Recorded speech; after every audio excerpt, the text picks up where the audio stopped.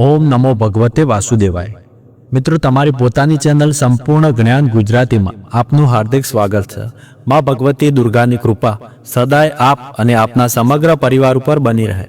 મિત્રો, પૂર્ણિમા તિથિ તમામ પ્રકારની ઈચ્છાઓ પૂર્ણ કરનારી તિથિ માનવામાં આવે છે। ખાસ કરીને કાર્તિક માસની પૂર્ણિમા, જેને દેવ દિવાળી તરીકે ઓળખવામાં આવે છે, તે ખૂબ જ પુણ્યકારી અને પવિત્ર ગણાય છે। એવું કહેવાય છે કે આ દિવસે જો આપણે સ્નાન કરીએ, દાન કરીએ તો તેનું ફળ અનેક ગણું વધીને પ્રાપ્ત થાય છે। કાર્તિક પૂર્ણિમાને દેવ દિવાળી કહેવાનું કારણ એ છે કે પૌરાણિક માન્યતા પ્રમાણે આ દિવસે સર્વ દેવતાઓ પૃથ્વી પર અવતરિત થાય છે અને દિવાળીની જેમ દીવા પ્રગટાવીને ઉજવણી કરે છે। આ કારણે આજના દિવસે એટલે કે કાર્તિક પૂર્ણિમાના દિવસે લોકો દિવાળીની જેમ જ આનંદથી ઉજવણી કરે છે।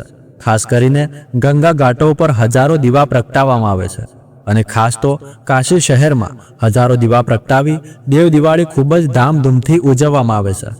તો મિત્રો, આજની આ વિડીયોમાં આપણે જાણીશું કે કાર્તિક માસની પૂર્ણિમા તિથિ ક્યારે છે, પૂર્ણિમા ક્યારે શરૂ થાય છે અને ક્યારે સમાપ્ત થાય છે।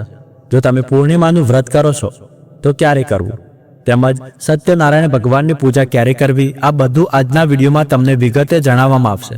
તેથી વિડીયોને અંત સુધી જરૂર જુઓ અને જો વિડીયો સારો લાગે તો લાઈક કરવાનું ભૂલશો નહીં, કારણ કે આપની એક લાઈક અને એક કોમેન્ટ જ અમારા માટે સૌથી મોટું પ્રોત્સાહન છે।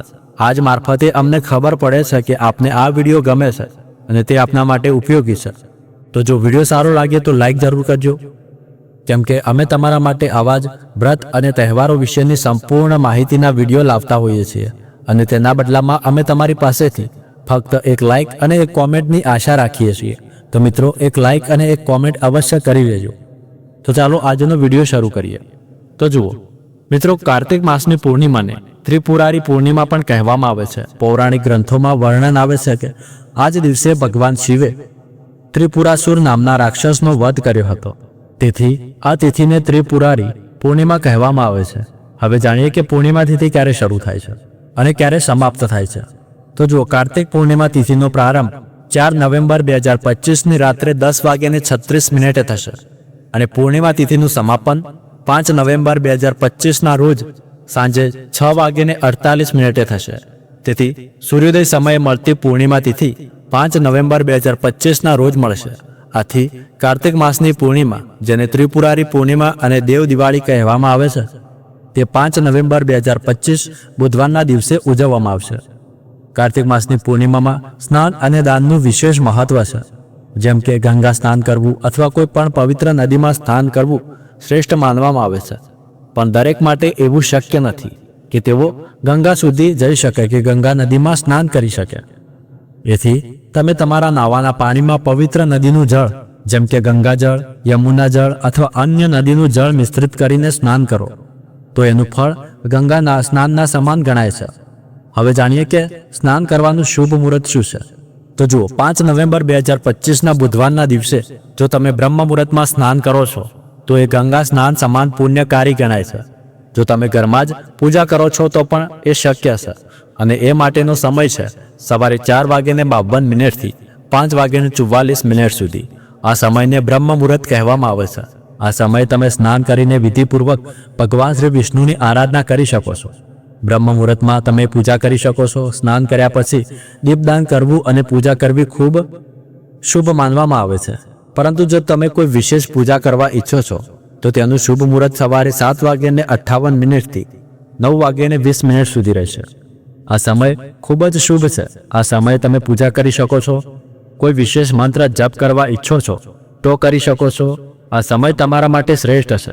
જે ભક્તો પૂર્ણિમાનું વ્રત કરે છે તેઓ માટે કાર્તિક પૂર્ણિમાનું વ્રત 5 નવેમ્બર 2025 બુધવારના દિવસે રાખવામાં આવશે। જો તમે ચતુર્માસ વ્રત રાખો છો તો એ વ્રતનું ઉજવણું પણ આ જ દિવસે કરી શકાય છે।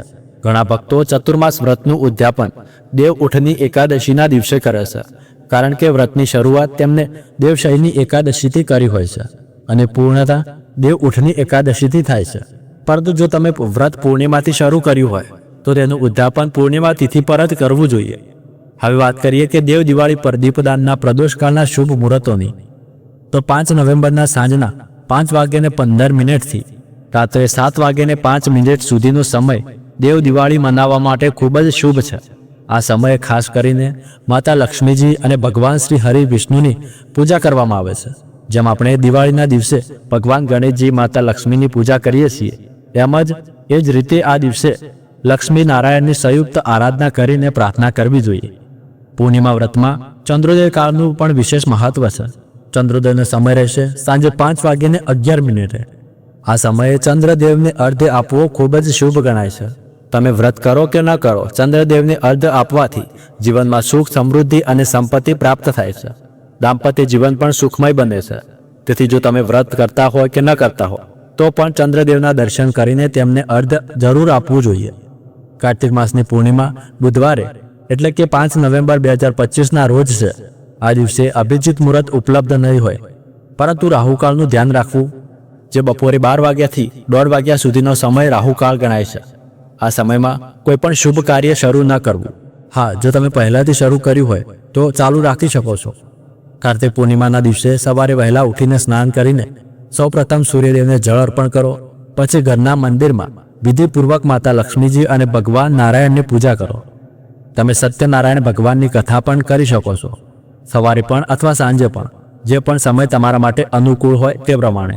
અને આ કથા તમે સ્વયં પણ કરી શકો છો અથવા બ્રાહ્મણ બોલાવીને પણ કરાવી શકો છો. જો તમે પૂર્ણિમાનું વ્રત કરો છો તો વ્રતનો સંકલ્પ કરીને શરૂ કરો અને વિધિવત રીતે ભગવાન શ્રી હરિ વિષ્ણુ, માતા લક્ષ્મી, ભગવાન શિવ, માતા પાર્વતી અને ભગવાન ગણેશજીની આરાધના કરો. કારણ કે આજના દિવસે ભગવાન શિવ અને માતા પાર્વતીની 1600 ઉપચાર વિધિથી પૂજા કરવામાં આવે છે અને એ જ રીતે લક્ષ્મીજી અને નારાયણની આરાધના કરવામાં આવે છે, જેથી ભગવાન શ્રી હરિ વિષ્ણુ અને માતા લક્ષ્મીની કૃપાથી તેમજ ભગવાન શિવ અને માતા પાર્વતીની કૃપાથી જીવનની દરેક મુશ્કેલીમાંથી મુક્તિ મળે છે અને જે પણ ઈચ્છા હોય તે તમામની કૃપાથી પૂર્ણ થાય છે. તેમની કૃપા મેળવવા માટે સાચા મનથી અને શ્રદ્ધાભાવથી પ્રાર્થના કરવી જોઈએ. આજે બ્રાહ્મણોને અન્ન, વસ્ત્ર, ઘી અને તલનું દાન કરવું, ખાસ કરીને ચોખાનું દાન કરવું અથવા ખીર બનાવવાની સામગ્રીનું દાન કરવું ખૂબ જ શુભ માનવામાં આવે છે. જો તમે ઈચ્છો તો ખીર બનાવીને કોઈ બ્રાહ્મણને બોલાવીને ખવડાવી શકો છો અથવા કોઈ કન્યાને આપી શકો છો. મંદિર ખાતે પણ ખીરનું દાન કરી શકાય છે. આજે દીપદાનનું પણ ખૂબ મહત્વ છે. ઘરના મુખ્ય દ્વાર ઉપર દીપ પ્રગટાવો, તુલસી પાસે દીવો પ્રગટાવો. જો ઘરમાં આસપાસ કોઈ મંદિર હોય, વિષ્ણુ મંદિર, શિવ મંદિર, દેવી મંદિર કે હનુમાનજીનું મંદિર, તો ત્યાં જઈને પણ દીપદાન કરી શકાય છે. આ ઉપરાંત જો ઘરના આસપાસ કોઈ દેવ વૃક્ષ હોય, જેમ કે આંબળાનું વૃક્ષ, પીપળનું વટવૃક્ષ અથવા કેળાનું વૃક્ષ, તો ત્યાં પણ દીપદાન કરવું અત્યંત શુભ માનવામાં આવે છે. અર્થાત જો તમે તળાવ, તળાવડી અથવા નદીના કિનારે દીપદાન કરો છો તો તેનું પુણ્ય હજારો ગણું મળે છે. તેથી સાંજના સંધ્યાકાળમાં દીપદાન કરવું જોઈએ અથવા ઈચ્છો તો બ્રહ્મ મુહૂર્તમાં પણ કરી શકાય છે, પરંતુ દીપદાન કરવું અત્યંત આવશ્યક છે. તો મિત્રો, કાર્તિક માસની પૂર્ણિમાની તિથિ 5 નવેમ્બર 2025ના રોજ છે. જો તમે ભીષ્મ પંચક વ્રત કરતા હોય, કાર્તિક સ્નાન કરતા હોય અથવા પૂર્ણિમા વ્રત કરતા હોય તો પૂર્ણિમા સંબંધિત તમામ કાર્યો 5 નવેમ્બર 2025 બુધવારના રોજ કરવા. તો મિત્રો, આજનો વિડીયો અહીં પૂરો થાય છે. આશા છે કે તમને ઉપયોગી લાગ્યો હશે. તો વિડીયો ગમ્યો હોય તો લાઈક કરો, શેર કરો અને જો તમે પ્રથમ વખત અમારી ચેનલ પર આવ્યા છો તો સબસ્ક્રાઇબ કરીને બેલ આઇકન જરૂર દબાવો. હું તમને ફરી મળીશ આગામી વિડીયોમાં. ત્યાર સુધી ધન્યવાદ.